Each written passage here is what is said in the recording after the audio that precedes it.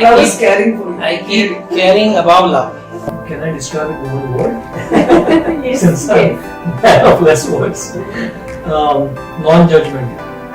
What love for me in one sentence would be standing strong with your loved one, holding his hand and walk.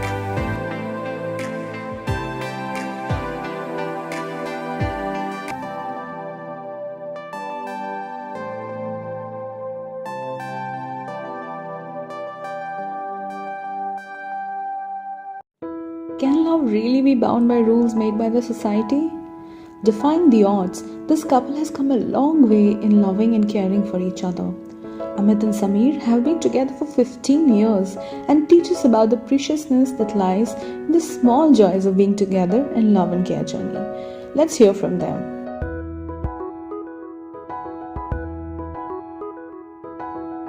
That's a tough one.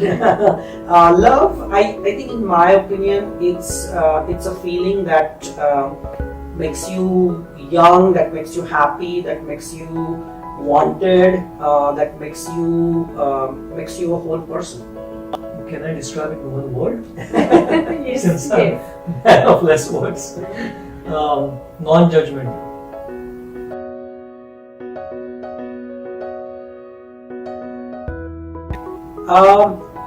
So Amit and I, we are a couple, we are a gay couple, and we have been together now for what, 15 years? 15 years, yeah.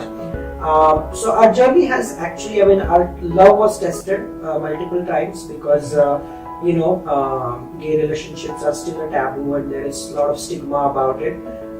So initially when we met, even we didn't have any role models or people that we can look up to. So we struggled on our own as well to kind of know the future of this relationship.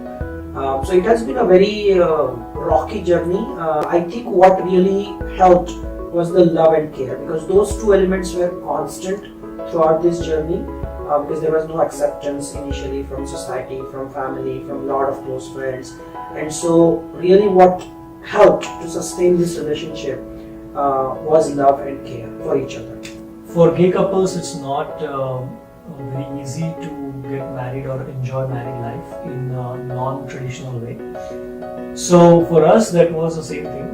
Fortunately, we lived in US to most part of our relationship, and it was acceptable to a large extent in US. But again, we have seen over our 10-13 years in US in the relationship, we have seen even US change a lot on the gay, lesbian, bisexual and transgender journey.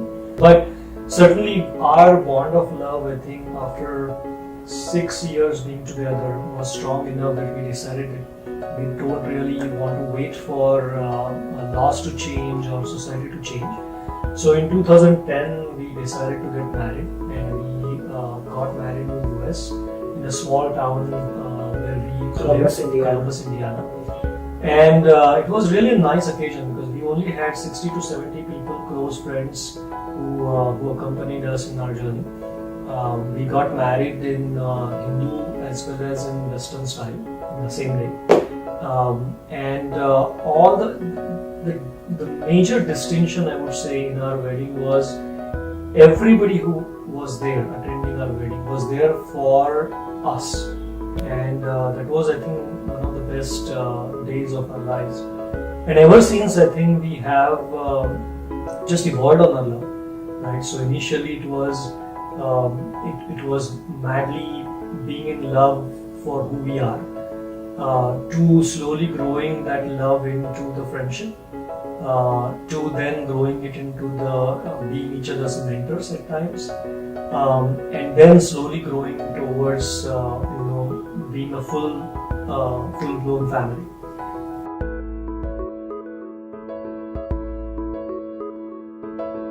So health for me is very important because I kind of took my health for granted for a long time, and recently, actually 5 months back, I was diagnosed with pre-diabetes. So I'm not diabetic yet, but I'm in that pre-diabetic range, and that was a kind of a wake-up call for me, where I started taking my health seriously. He has been taking his health seriously for a long time than me. I kind of have been more, and he has been actually pushing me for all these years, that you need to do more exercise, you need to walk around, you need to, if you don't like exercise, dance, because I love dancing. So I kind of took my health for granted, but now, I mean, once kind of, I got that wake-up call. I'm now doing, regular walking, I'm doing yoga, more meditation, even eating on time, making sure that, I observe what I eat. That's very important. And, we usually go for walk in the morning together, because that's our time to bond with each other, just talk about how the whole day is going to be. So in our society itself, we take walk for at least 30 minutes every day. So that helps because then he can push me. If I'm lazy on some day, he can push me. And if he's lazy like he was this past weekend, I pushed him. Yeah, so for me, I just love eating. Right? My weak point has been sweets, right? But I also realize that I have when I keep eating and not exercise enough, then I get into issues of cholesterol very quickly. Some of that is genetic, so I don't think I can completely avoid it, even if I try to stay fit. But so for several years it was more about exercise so that I can eat whatever I want and whenever I want. But now I think after 38, 40, I started realizing that being fit or exercising is not just for whatever you can eat. You still have to exercise and you still have to put some dietary restrictions so that you can stay healthier longer. So that transition I think I am now slowly making, which is very hard when I see sweets. So, and in India it's no festival is complete without a sweet. So it's not just the physical health, I would say, it's also the mental health that we need to keep working on. And a lot of time friends, having right friends around and going out with them and spending time with them helps a lot.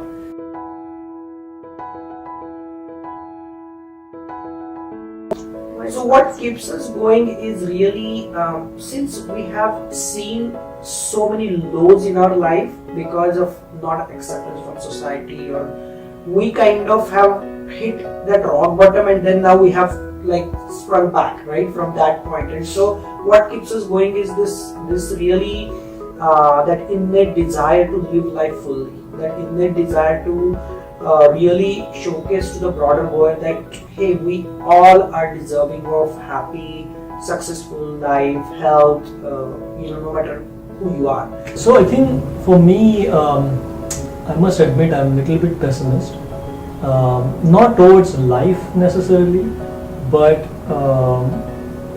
for certain things in life. I think every relationship has one person who is more of a worrier and one who is like, don't worry about it, we'll deal with it when it happens. So he's the worrier, so he carries the worries of the world on his shoulders, and I keep telling him, I'm like, why you keep thinking? But it's just a nature, I mean, that's just his nature and that's just my nature. Well, I think that's where initially Sameer was talking about love and care. And I think, and then later on I talked about friendship and mentoring as well.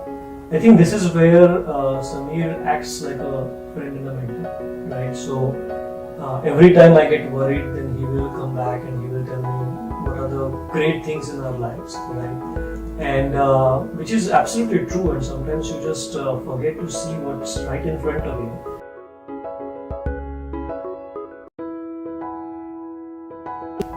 See, for me, I think love is love, because when we are together, initially when we were talking about our love and how we share, not just because a lot of times people think, oh, it's a gay couple means there's only sexual attraction. Yes, sexual attraction is one element, but there are so many other aspects to a relationship, like the emotional bond, the caring, the friendship. There are so many of those aspects, and so we want society to know that it is actually just like any other relationship, and we actually, if given an opportunity, we actually can have very thriving, very long-term relationships, because a lot of times people think gay couples or lesbian relationships don't last, but that's not true. If given a chance and if given the right environment, these relationships are going to last just like any other relationship. So that is something that I want, me and Amit want people to know, that we can grow all together. I mean, that's what we are doing. We are together now for 15 years, and we have every right to grow all together just like any other couple. Mental health is one of the big challenge in the LGBTQ community, and unfortunately, the reason for that is society and society's attitude towards LGBT people. So I really hope that there is more awareness, there is more, a lot of people actually try to understand that this is not a choice, this is who we are. But a lot of times people think that's a choice that we have made, which is not true. Yeah, so I think from, as you rightly said, right, the Section 377 is recently gone, but it is still going to take quite some time for people to really understand this, adapt to this, and accept it. Right? I think people are starting to tolerate it finally, but that's a good first step. I'm not declining that. I think acceptance is where the most important change will happen in the LGBT community. And as Sameer rightly said, the mental health for LGBT people is almost completely dependent on the acceptance from the society, especially from your very close friends and your family members, right? Because all of us, no matter how much we can wear a different mask on our face, saying that we don't care, we don't, we can have our own life, or whatever we can say, right? Deep down, we still try for that acceptance, right? And I don't think it is related to any gender, it is related to any sexual orientation, it's everywhere. And so the message is not really just for LGBT community, because we still see, especially in India, how even in straight relationships for that matter, how people are still worried about all unnecessary thing than love. Right? I mean, love is the last thing on their minds, right? So I think we need to start changing that quite significantly, because it's the need of the day. And if we start doing that, then I think people will quickly start realizing that it doesn't matter what gender or sexual orientation we are talking about, just love.